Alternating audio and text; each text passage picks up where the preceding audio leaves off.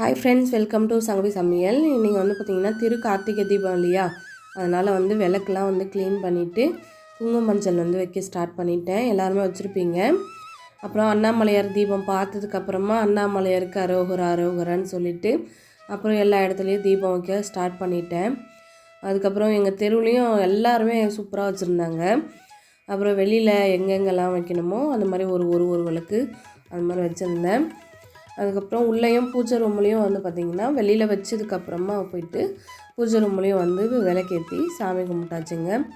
இன்றைக்கி வந்து பார்த்திங்கன்னா வெத்தலை பாக்கு பழம் மட்டும்தான் வந்து வச்சுருந்தேன்.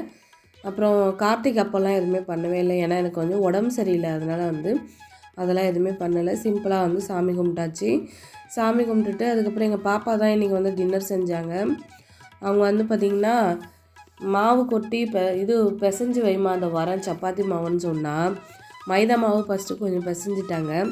அப்புறம் நான் வந்து கோதுமை போட்டு கோதுமையும் மைதாவும் சேர்ந்த சப்பாத்தி இது.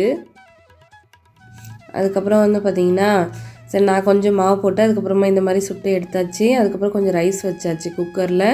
இன்றைக்கி வந்து பார்த்திங்கன்னா சோயா கிரேவி, சப்பாத்தி, அதுக்கப்புறமா ஒயிட் ரைஸ் தாங்க எங்கள் வீட்டில்.